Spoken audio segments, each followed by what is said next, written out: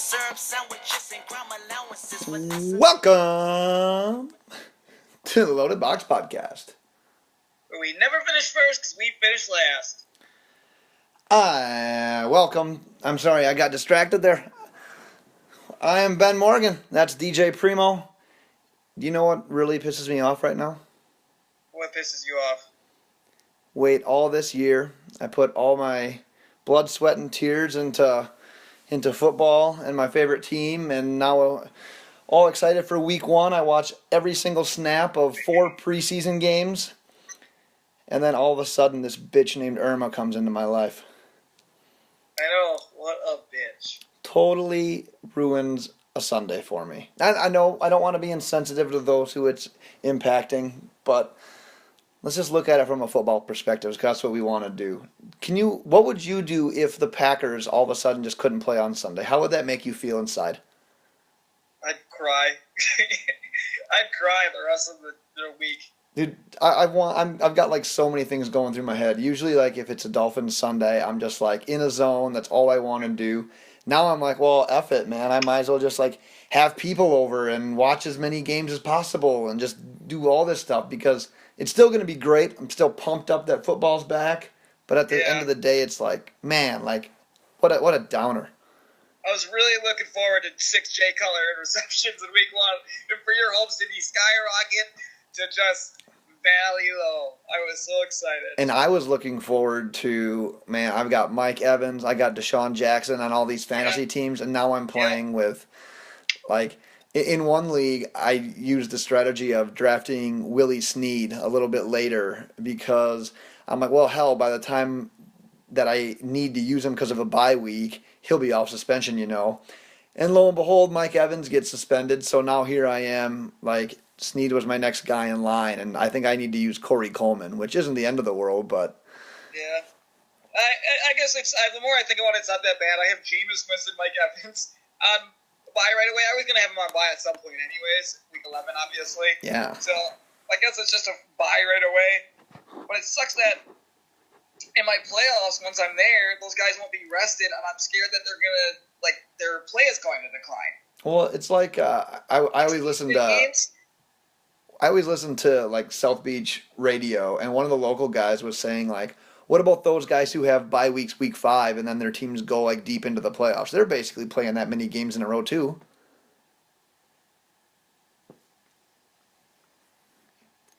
You know what I'm saying?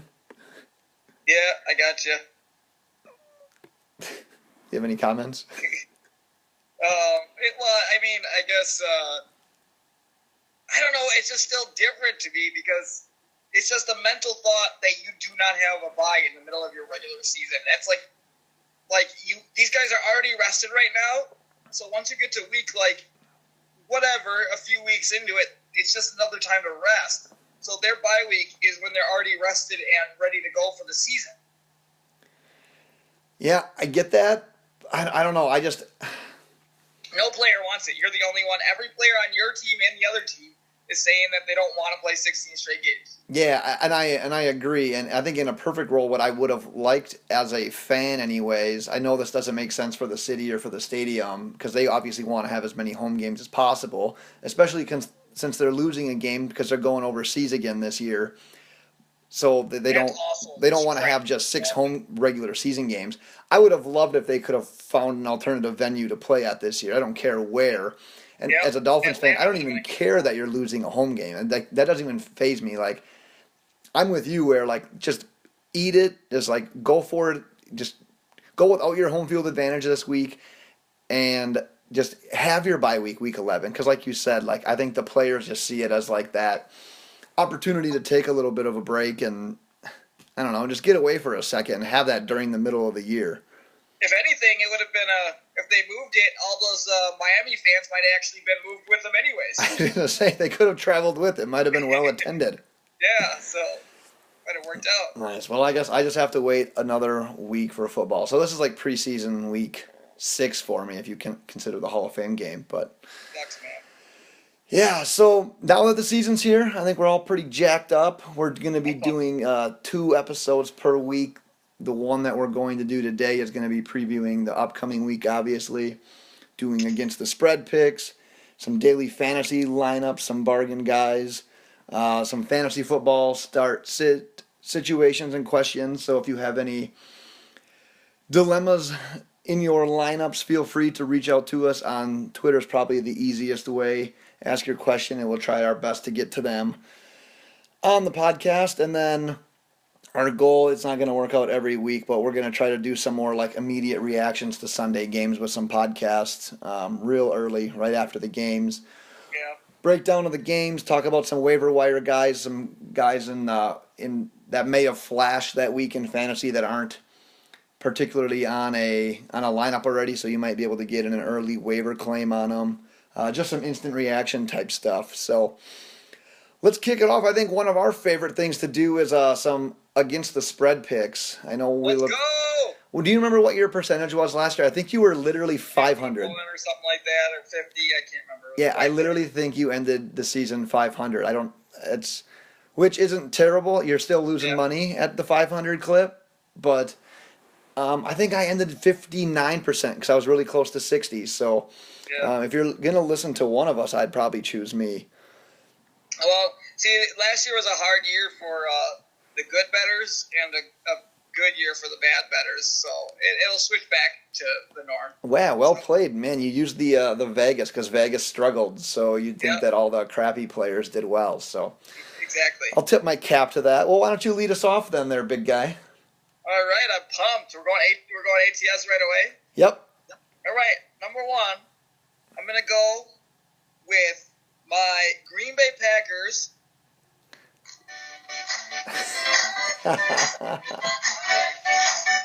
-3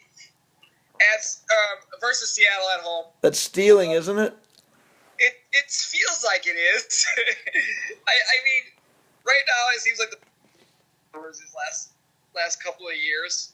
You still got me there? Yeah, you're good. All right, it seems like they got their number this last couple of years. I mean, last year they routed them. I mean, I think they won by, I don't know what it was exactly. It was like 30 points, though. It was just a blowout. Russell Wilson looked like crap. And it seems like the Packers defense, they can't play against anybody, but they figured out a way to, they swung it to where they couldn't play against quarterbacks who could run like Kaepernick and Russell Wilson and stuff like that, to where they now can play against quarterbacks like that. That's like the only teams they can play defense against. And it just seems at home, they're going to be pumped. The crowd's going to be jacked. Momentum's going to be going. Their offensive line for Seattle is just so weak that it almost helps that Green Bay Packer defense. And then no defense can stop Aaron Rodgers. I don't care who you are. I don't care if you're Sheldon Richardson. I don't care who they got on that field. Rodgers going to put up some points. It's too much hype, too much excitement going into this game. So I love this -3 here. I think they should win by a touchdown here. Yeah, I was going to have that as one of mine. Let's talk real quick about Aaron Rodgers, because last night in a draft, my strategy the entire year has been get a stud running back and a stud receiver, fill out those positions, grab a guy like Rivers or Winston, and then just make do with it. Well, last night I went receiver, and in the third, Aaron Rodgers was still there for me, and I took him. Does that blow your mind that I thought you said you took him in the fourth. No, I think I got him in the third. Wow. Yeah. I am surprised that you would have taken him there. And you know what? I wasn't even drinking for this one. You should have been. Like, it was nowhere near this Labor Day weekend's draft, where I want you to sum up that draft in 10 words or less. Fucking wild. I don't know how else to describe it. It's just fucking wild. There was the essentials. There was the food. There was obviously the draft. There was the beer. But man, was it a nightclub? I danced so hard during and after that party with the music that they had going in that basement was so loud. It was just like the energy was tremendous. Oh, and I thought for a second there, I'm like, oh, this is going to be the worst draft of all time. And it might have been maybe my favorite draft of all time, just for why I've been in like clubs and bars where the music wasn't that loud. Yeah. Yeah, about halfway through, the music started going. I don't know how we kept drafting. Right. The music started going. I had beer spilled on my cheat sheet to the point where I couldn't even use it. Forgot so I was about like a that. rookie looking at everybody else's stuff so I could make my picks. What do you think was the lowest BAC in that room? Oh God, besides when besides when our buddy's wife got home, That's it true. had to be like, if anybody wasn't at a .08, I'd be surprised. Oh gosh, that's on the conservative side, I would say. Yeah. Do you remember? I should phrase it this way. Do you remember when someone went and drafted Ryan Tannehill? No, somebody drafted Ryan Tannehill. I missed a lot of stuff, I guess. Yeah, someone drafted Ryan Tannehill, and I'm like, dude, you're not gonna want to do that. But That's incredible. we ended up giving him his pick back. But yeah, I just wanted to interject and just talk about how wild and fun that draft was. That was a night. That was a night to remember and forget. It was. Do you want to go on to your second one, or do you want me to hit up my next one? By the way, this is our Pick 6 segment where we do 3 picks. We're doing 3 picks each, making it a pick 6 total. Good math. I'm going with the Saints, 3.5 at Minnesota, plus 3.5 at Minnesota is what I got. That's the Monday night game, correct? One of the Monday night games? I believe so, yeah. Okay. So it'd be the first Monday night game because the second one's out west. Yep. So this one, I just don't. I mean, Seattle. Minnesota ended their season the worst that anybody could end it. I just didn't like what they did. Again, they're another team where their offensive line is so weak. It's going to help out a weak Saints defense, so they'll be able to stop them from scoring. I don't think they'll be able to run. They can't really run or pass. They'll be able to score a couple of times, but it's not going to be out of control. And the Saints, again, they can throw on anyone. They're gonna air it out. I think Seattle's gonna win it. I mean, I think God, I'm off. Yeah, way man. off here. I think New Orleans gonna just win this straight up. So the fact that I'm getting 3.5 points, if I had to pick this game straight up, I'd pick the Saints. So I'm taking that 3.5. I'm running with it. Yeah, I think if I had to pick a side, I would probably be with the Saints as well. And I know this is just media stir up, but what do you think about that whole? This is Adrian Peterson's chance to stick it to I didn't even Minnesota. think about that. I know that's kind of what I was thinking right away. I don't know the Saints' backfield situation. I think these first couple of weeks are really going to help us paint the picture as to what to expect. I don't know about how all your fantasy drafts played out, but I kind of wanted to get either Ingram or Peterson in one of my leagues. I ended up not getting him in any because when the situation came up where they were next on my list, I just got so nervous. I don't know how it's going to play out. But I almost think that they're going to give Peterson some chances to I don't want to say stick it to Minnesota because he had a great career there too, and it's not like they really abandoned him. But their run defense is so good, though. It is, but I don't remember exactly what the line is, and now I don't have that sheet on me. But I think I was leaning more towards the over in this game, even though how good their defense is, because I could see it being more of a shootout where it's like you said, Breeze is going to score points, but it's not like the Saints' defense is that great either, and I think that the Vikings will be able to mix in Cook, maybe get Murray going a little bit, and I think Diggs and Thielen will actually both do pretty well. So I think I would probably go over in this game, but yeah, if I'm picking a side, I'd probably take the Saints. Getting 3.5, right? Yeah, plus 3.5. Yeah, that seems like the side to be on there. I love it. I get that half a point too. Yeah. And then last, I have the Raiders versus the Titans over 50.5. Yeah. I love that. I love that line when I look at that. I'm hearing a lot of grief given about the Raiders, and people are so high on them, and their defense was so bad last year, so why are we so high on them? But you can say the exact same thing about the Tennessee Titans. They had the 30th worst pass defense in the league. So they were third from worst. I think the only two teams worse were the Saints and the Packers. Yeah. So you're giving the Raiders a bunch of crap, but the Titans are the exact same thing. So this is, to me, I think those three teams, the Raiders, Titans, and the Packers, haven't improved a whole bunch defensively. And how can you when you play that bad from yet one year to another? I mean, that's a couple of years before you before you can turn that around. I imagine this game's going to be back and forth. Everybody's so high on Derek Carr, Marcus Mariota. Both run games are awesome. They've all got wide receivers. It's just this is going to be an offensive showdown. I'm really excited to watch this game. I think this is going to be the game that I'm going to end up watching in replace of that Dolphins game now. Yeah. Because I have a lot of fantasy people going on it, and I'm going to talk a little bit more about this game in my DFS lineup, so I'll let it sit for there. But yeah, I like your take on that one as well. My first against the spread pick is Atlanta -7 at Chicago. Chicago, I mean, talk about a situation with a shaky quarterback and a shaky offense in general, and now you're going against the runner-up in the Super Bowl.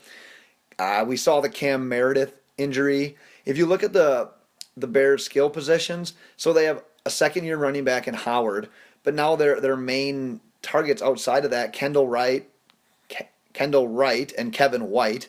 Get that one mixed up a couple times this year, I bet. Yeah, I mean, it's Kevin White who's been there and has never played, and then it's other guys that are brand new. So it's going to take some time for them to click. Yep. I just think this is going to be a good week for the Falcons in general. You'll see it in my daily fantasy lineup here in a second that I really do feel that way. I think the Falcons' defense takes a step forward this year. Trufant is going to be back in the secondary. There are young players that flashed some last year but weren't super consistent, are only going to get better. Vic Beasley, Deion Jones, those guys are beasts. Yeah, that's the thing. And Vic Beasley's still up and coming, even though he led the league in sacks, 2 years ago or whatever. Yeah. But yeah, I think Atlanta wins this by double digits. Yeah, I can get on board with that. The more you made a case for it, the more it made sense. I really think that you're going to be on case. 50 on these guys. You think Atlanta can put up 50? Yeah, because I think they're gonna about the Super Bowl hangover. I think they're gonna go right. big. Yeah. Everybody's talking about the Super Bowl hangover. They can't bounce back. Might as well put up 50. I like it. Well, I have another one I think you're going to like because it involves, I don't want to call them your AFC team because I think the Raiders kind of are. How about the Raiders are my AFC team. Yeah, but how about the Cincinnati Bengals? They're not my team. I'm not even a fan of the Cincinnati Bengals. You have so many good things to say about them. You never. I think they have good talent offensively, consistently offensively, and on the defensive side. Yeah. And I think that they can be in and win every game. I mean, I can't predict that freaking AJ Green wasn't going to play, a lot. And that Tyler Eifert was going to be out the whole year. And he's back and practicing in full now. So yeah. So I mean, I'm still high on him. I'm really hoping that pays off because Eifert dropped a little bit in a couple of the leagues I was in, and I was like, "Yep, that's going to be my guy." So yeah, the Bengals are favored by 3 versus Baltimore. I mean, Flacco missed all of training camp, all of preseason. They're saying, I think the quote was, he's ready to roll. Honestly, what are they going to say? Like, Ryan Mallett was straight garbage all offseason. What are they going to say? Like, well, Flacco's 70%. We hope we don't have to turn away from him. Like, yeah, that's straight up coach speak right there. So you're calling their bluff. Yeah, and if you missed our podcast last week, you'll check it out first and foremost. But if you did catch it, you'll notice that the Bengals were a bit of my bounce back team in the AFC, and obviously for you have them in the playoffs. AJ, I think you had them for 10 or 12 wins. Okay, can you pause for a sec? Oh, all day. Give me 1 second. And we're back. DJ thought someone was robbing his house because they knocked on his door. Apparently that's what robbers do these days. They knock on your door to see if you're home. Anyone's there. You live in Wisconsin, you're fine. Yeah, okay.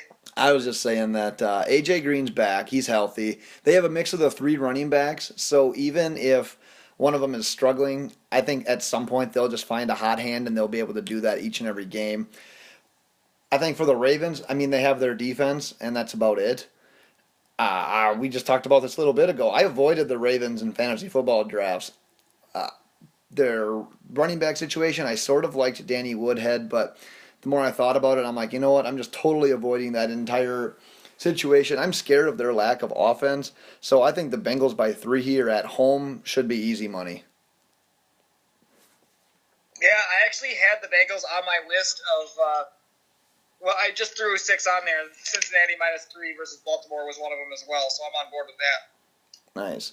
And then my last one is the other Monday night game. I've got the LA Chargers +3.5 at Denver.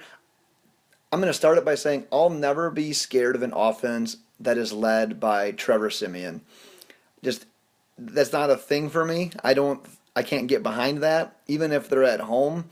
If they're playing a team like the Chargers, who can actually put up a lot of points, I just don't think that I don't think Denver's offense can hang with that. Denver has a good pass defense, but it's nothing that Phillip Rivers hasn't seen before, so I don't think he's really going to struggle. Going back to that last podcast we did, we were talking about just kind of like bounce back teams and teams that we have in the playoffs. I have the Chargers finishing with 10 wins and getting a berth into the playoffs through the wild card. I just think in this game that the mix of Melvin Gordon, Phillip Rivers, I think they'll control the tempo on offense. And I think that the Broncos defense, even if it starts good, if it's a close game right away, I think that the defense is eventually going to crack because they're just going to be on the field too long, because I don't think that Denver's really going to sustain that many drives. So give me the hook. I'll take the dog on this one. Just because there's so much unknown, I feel like, just in general on both sides of the ball, I guess. I don't know how... Denver's defense is obviously going to be really good, so... I don't know how good Simeon's going to be. It's just too much unknown in that game for me. So I'm going to stay away from that one. I get that point because like the Chargers were probably, I think they were last in the West last year, and now this year I have them like kind of like nip and tuck with Oakland for taking the division, and Kansas City's right up there as well. And like you said, there is that uncertainty, but I just think the Chargers were kind of cursed last year. Tons of injuries. Tons of late game collapses. I think they're a better team than what they showed. So yeah, I understand that uncertainty, and especially from a betting perspective, if you want to see them for 2 to 3 weeks before you start making calls on their games, I totally understand that. I just think there's an equal amount of uncertainty with that Denver offense. So even if it's a close game, I'm getting the hook here, and I think I'm getting the better quarterback, the better offense, and the better team. So that's my theory behind it. You ready for daily fantasy picks on our? Yeah. We have a FanDuel lineup. That's how we have it. So I think at some point we might want to look into changing this up because right now we're messing with kickers. But for the time being, we're doing our daily fantasy lineups based on FanDuel because that's what we have money in. Word. What do you think? Well, you can do it how... What do you think? You're a piece. You can do it however you want to do it. You can start at quarterback. Otherwise, you can do it however you pick your players. You're not new to this. Well, I know, but I can't remember. It was so long ago. It's back again. It's been a year. I'm nervous. I'm excited. I've got a little nervous boner. It's crazy. The Let's nervous go. chub. All right, have at it. I'm gonna start from the top. I'm just gonna go with my quarterback right away. I've got my boy Derek Carr at Tennessee for $7,700. I mentioned this, and I'm just gonna mention it again. But Titans are 30th against the pass. We're 30th against the pass in 2016. I don't imagine much improvement's gonna be there. I know they drafted Adoree Jackson, but still a young pup in the league. Yeah. So I mean, Derek Carr is gonna come out. People talking a lot of shit about the Raiders this year. He's got so many just weapons to play with Crabtree and Cooper and Roberts and Lynch and Jared Cook. It's just like unstoppable amount with that offensive line. He's gonna have a field day out there. I don't imagine he won't put up a lot of points. I'm with you. What was his price tag? $7,700, I said. All right, I was testing you. If you remember from last year, DJ was a creature of habit and never had his prices next to us, guys. I got it. Do you want to go or do you want me to keep going? You can do your lineup. All right, at my RB position, or my first running back position, I got Todd Gurley versus Indianapolis. Listen, I'm not super high on Todd Gurley this year, okay? Yeah, this surprises me. Going up against Indianapolis for $7,300, that's the one team that I think and he might have a better year, but I think he could have an improved year. But I also think if there was one team that he could be able to run against, it's going to be this beat, battered, crappy Colts team. The LA Rams have a young quarterback, but improving offense, so they're going to be more spread out. They've got Sammy Watkins and Robert Woods out there to help out. Jared Goff looks as if he's improving, but they're still going to get the ball to Todd Gurley in different ways. And I also believe that in the passing game this year. So I think that plus the half-point PPR is going to be good. I imagine he's going to go for a bill and a touchdown or two in this game. So I'm real high on Todd Gurley in week 1. Nice. I didn't really even consider him just because I didn't really consider him that much in fantasy drafts this year. But, yeah, going against the Colts at $7,300 is probably a bit of a steal. Yeah, and I love it. Second running back I've got is I'm going to stick with my guns. What I've been saying. I have Isaiah Crowell. I don't know if my bold prediction was top 7 or top 5 running backs, but I'm going Isaiah Crowell versus Pittsburgh. All right. So I understand Pittsburgh is an improved defense. They got better as last year went on, but I'm catching $6,500 for Isaiah Crowell with the second best offensive line according to Pro Football Focus, and they're just going to slow down the game. They've got a rookie quarterback. They're going to feed him the rock constantly. If somebody scores on that team, it's going to be him. They're going to give him the ball, and that's Hugh Jackson's here. It's feed Isaiah Crowell, and you're going to see it right off the bat, keeping Roethlisberger in that threatening offense off the field. Isaiah Crowell's going to get fed, and he's going to get fed a lot. He's my boy. Nice. Can't argue it. All right. Now at wide receiver, I've got Michael Crabtree just going up against another one, same thing, going up against Tennessee. Wash, rinse, repeat with what I said about Derek Carr, $6,900. So I don't have to say much more about that. You obviously know what I think about the Titans defense. Yep. So next, I will go with Devontae Adams. Devontae Adams at Seattle. So I know most people are going to be like, what the hell is this guy doing? You're taking Packers' second wide receiver against one of the top defensive backfields in the league. Here's what I'm doing. Last year, Devontae went for 104 yards. My theory is, and this is what I've seen them do a couple of times they played against them, but they kind of line up Jordy to the right side, since Sherman typically plays in that zone, and that's where Jordy plays the most, is on the right side. And Devontae feasts on picking apart the other poor quarterback on the opposite side of the field. And I think that's what they're going to do. They're going to focus on Jordy. Devontae's going to have a day, go for another 100 yards and a couple of touchdowns. It kind of broke up when you said his stat line. What did Devontae have last year? 104 yards and a touchdown.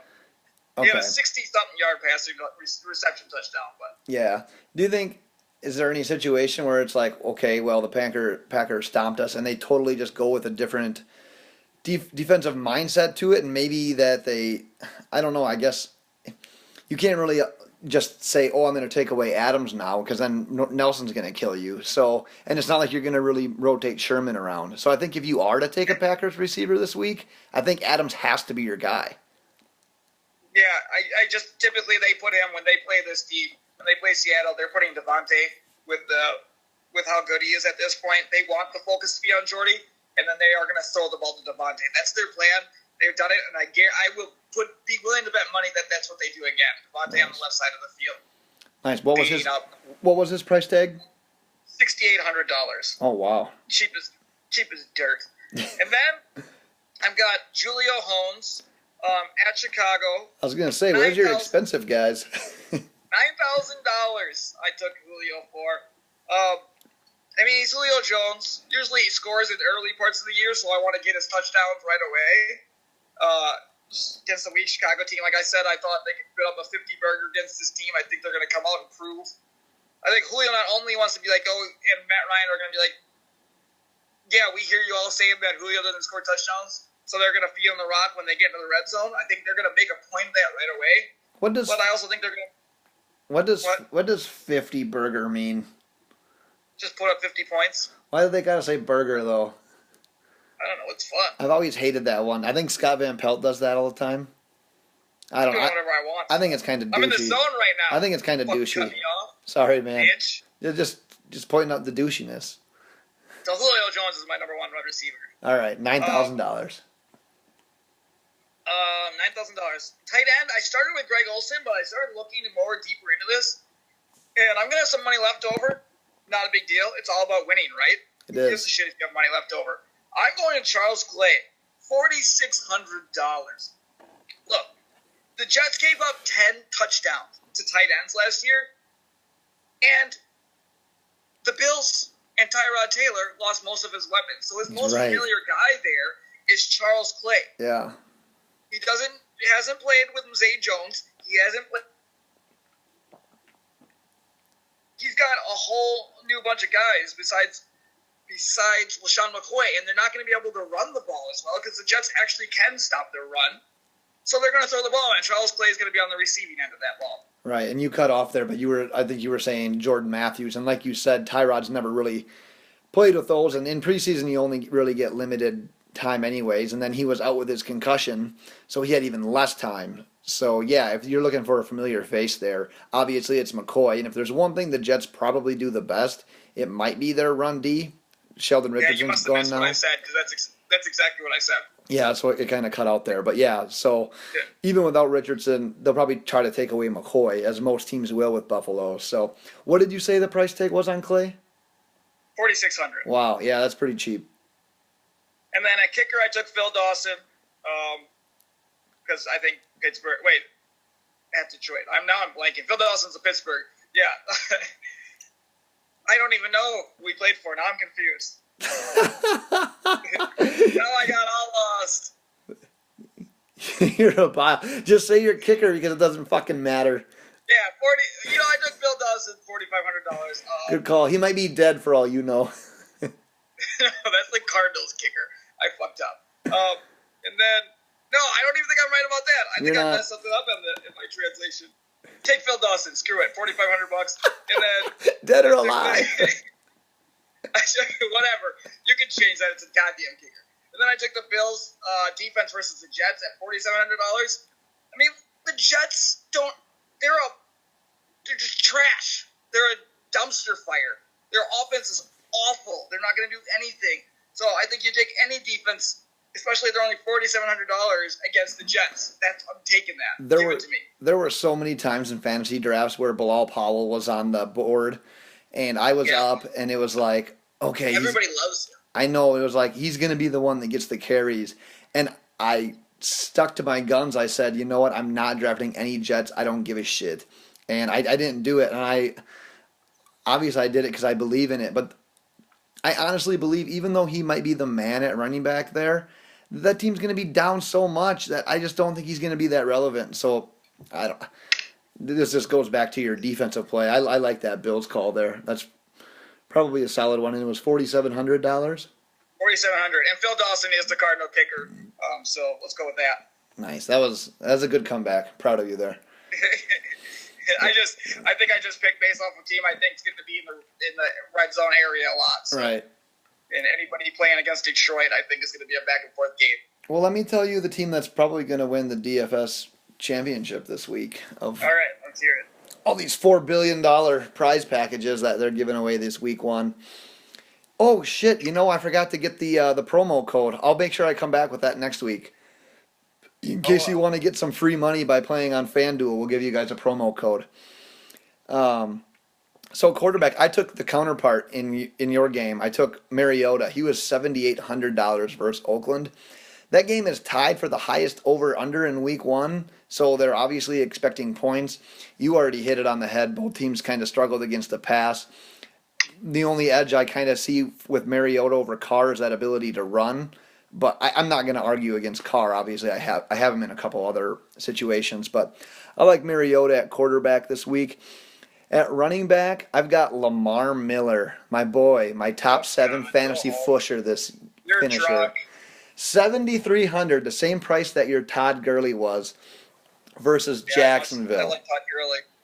Dude, Jacksonville is kind of that train wreck team as well, how you described the Jets. And right now the Texans are a little bit unsure of the health and status of both Alfred Blue and Deontay Foreman. So Lamar Miller is going to get that full workload. So especially in DFS this week for $7,300, if I'm going to get a guy that's going to dominate carries, yeah, I'm signing up for that. My other running back is Tevin Coleman at 6,200 at Chicago. The Bears had the 27th ranked run defense last year. I kind of see this as a game where Atlanta gets ahead early. I think it's going to be a good week for both Freeman and Coleman. And just because of the sheer price difference, I'm going to take the cheaper one in this because I could see them matching each other. Coleman is obviously at 6,200. He's a bargain play. And I kind of think that Coleman might be in my roster often this year. I did draft him in one or two of my leagues, in my normal redraft leagues. But I don't know. I just think that Freeman's always going to be the most expensive guy, so it's going to lower how much they make Coleman be. So I could see Coleman being in my lineup quite often. My first receiver is a copy of yours, Julio Jones, at $9,000. Do you want to know who loves week one? Julio Jones. Julio Jones loves week one. So his worst output ever was his rookie year. He had 10 fantasy points. In 2012, 25 fantasy points. The next year, 16. Next year, 15. The next year, 30. And then last year, 14. So he's I said that. I said that same thing. I said he loves scoring early. Yeah. So that's what get those while he has them. Exactly. In 2015, he had like 160 yards, 2 touchdowns. Last year, he flirted with 15 points. So I think you're guaranteed another 15-point performance out of Julio. And I know 9,000 is a lot to spend, but I don't know. I'm not going to go against that. Like you said, Julio kind of shines, especially early in the year. Yep. My next receiver is Dez Bryant. He was $7,800 versus the Giants. I think it is going to be opportunistic to hit up Dez while Zeke is out.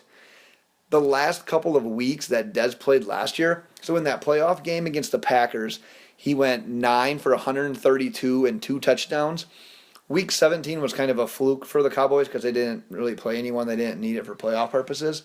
But if you go back to week 16 against the Lions, he had 4 for 70 and 2 touchdowns. And then the week before that, he had 8 catches on 10 targets. So it's like Dak and him really started finding their chemistry late in the year.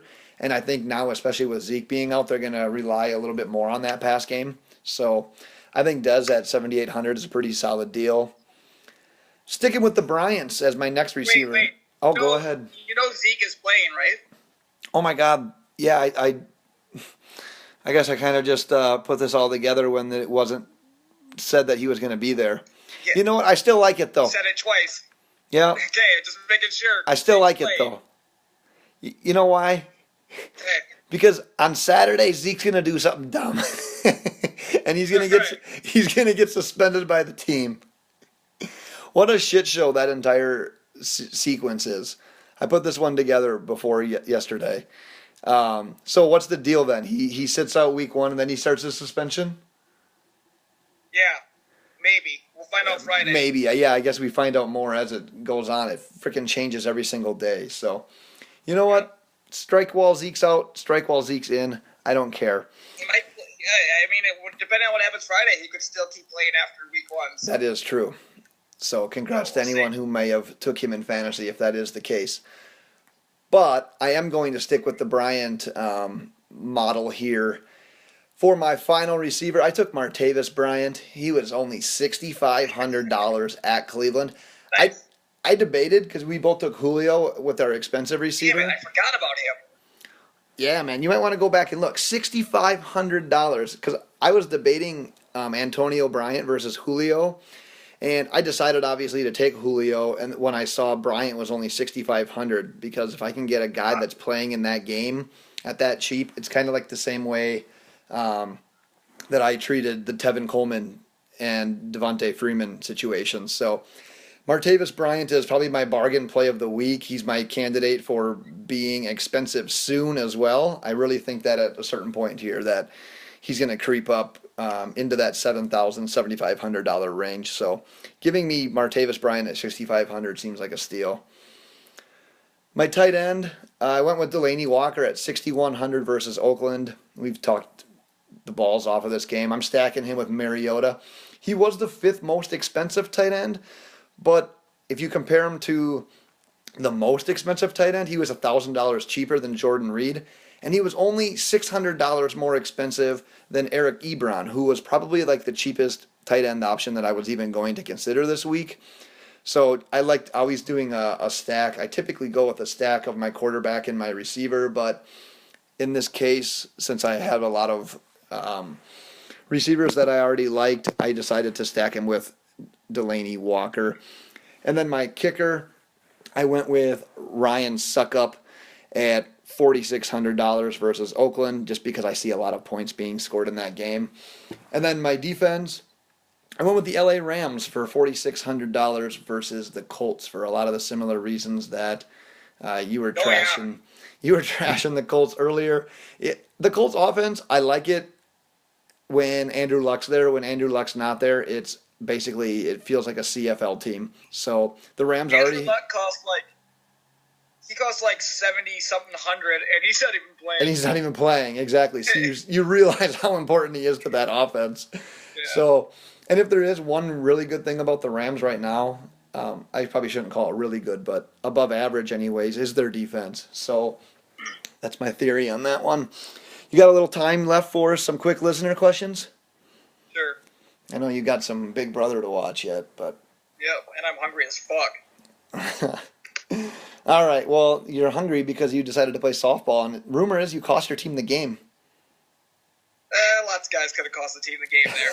Look at you deflecting blame now. It's a team effort. Not if one of those other 7 guys would have jumped on the ball. Yeah, why weren't they standing behind you at third base? You like that? Do you remember those Leon commercials? Leon can't do everything. Leon can do everything. Yeah. Leon, you saying your 5 fumbles had nothing to do with it, with losing the game? One of them other guys would have jumped on the ball. Those were so good. They got to come back with those, man. I know. They need to bring those back now. Nice. Well, let's hit on a listener question here. Pick 2 between Jordan Matthews, Torrey Smith, Marvin Jones, and Sammy Watkins. So this is weird when I saw this question, but I noticed that Matthews, Smith, and Watkins, 3 of these guys aren't on their same teams as last year. So red flag for me, I automatically moved Marvin Jones into one of those guys because he's in a familiar place. Even though he's playing against the Cardinals defense, I just trust somebody in week 1 who's played with their quarterback for a while. And then I'm going to go Sammy Watkins because it seems like they're opening up that offense a little bit to be able to run, and they're also playing against the Colts defense. So yeah, I'm assuming the person that submitted this start-sit question is pretty stacked at running back. Or this is like a super deep league because those are some really interesting receivers to have. None of those guys really like stand out as like the top tiers, but obviously if you're probably looking to maybe play a flex play here, well, he wants us to pick 2, so maybe it's a second wide receiver and a flex. But I'm actually picking the same guys that you are. I'm picking Marvin Jones and Sammy Watkins. Same exact reasons. I want to wait and see a little bit what we have with Jordan Matthews and Torrey Smith before I throw them into a lineup. With Marvin Jones, you have a bit of a tough matchup against the Cardinals, but there is that familiarity there. You know a little bit of what you might get out of him. And Sammy Watkins is like one of the greatest unknowns, I think, this year. Yeah. But you're playing Colts with, I don't know, not a great defense, not a great team. And Vontae Davis isn't even playing. And I say Davis is injured. So you're playing a team that's pretty exposed right now. So if there was a chance for the Rams to jump out and actually start something good this year with Gurley, with Watkins, with everybody Goff, excited and overreacting in week 1. Exactly. This would be the matchup to do it. So just based on those 4 options, I'm going to go with Marvin Jones and Sammy Watkins as well. The next one, pick 1 between Corey Coleman versus Pittsburgh or Derrick Henry versus Oakland. I just noticed this question, but my immediate reaction, gut right here, is Derrick Henry versus Oakland. Corey Coleman for the Browns against Pittsburgh, young quarterback. unknown there. Again, I don't like the unknown. Derrick Henry, I think he's going to get fed the ball a lot more, and there's going to be a lot of offense in this game, so I think there's going to be lots of, back and forth between Henry and DeMarco Murray, so you're going to see both of them on the field. I also think they're going to get Derrick Henry more involved in this passing game, so I'm 100% on Derrick Henry here over Corey Coleman. Yeah, I think Corey Coleman and Kaiser showed some faith in each other, some flash plays. But like you said, that's preseason. We don't really know too much. Corey Coleman seems, I don't want to say the safer pick, but he's clear-cut, probably the most talented wide receiver, whereas Derrick Henry's has a little bit of competition there with Murray, obviously, in the same backfield. So in terms of sheer looks, you might think that you would want to use Coleman in this situation just because he's going to be on the field for more snaps. I just think Derrick Henry's in an opportunity to maximize the snaps he does get in that situation. And like you said, they're not just going to completely sit on him, even if Murray's having a pretty good game. They're still going to find times to play Henry. And even last year we saw him every once in a while creep in along the goal line. So especially if you can sneak a touchdown out of him in this week 1 matchup, I think you probably get more out of that than you would in Corey Coleman. So we're going to agree on both of them. I'm going to go with Derrick Henry as well. Yeah. Oh, and I just wanted to reiterate the fact that I think the Browns are just going to run it a lot. With your Isaiah Crowell pick. Fuck yeah. Nice. Well, let's call it a day. Let's look forward to some week 1 action. Do you have any bold prediction you want to throw out there for week 1? Spring it on me. I have no idea. I can't even think of the games right now. I'm too excited. Yeah. Oh, yeah, I got one for you. Jacksonville Jaguars beat the Houston Texans. I don't even know how bold that is. It just sounds bold when you talk about Jacksonville getting a win. Everybody's calling Blake Bortles a dumpster fire on that Jaguars team. I think they go into Houston, because I'm pretty sure that's on the road, and win. Nice. I guess my only bold prediction is going to be that I'm going to go with the same game. I think Lamar Miller is going to really show this week that he's not the running back that people saw last year. I'm going to stick behind my bold prediction. He's going to burst onto the scene right now. I'm talking 130 yards, 2 touchdowns. I can't wait to insert my dominance into you this year. We finally broke it out. Nice. Yeah. Well, thank you once again for listening. As always, tweet any questions you have, any of your fantasy football start sits, any of your drunken dilemmas, any of your relationship advice, whatever you need. We will answer it on the podcast or on Twitter at LoadedBox. We're available on iTunes by searching Loaded Box, so be sure to subscribe, rate, and review there.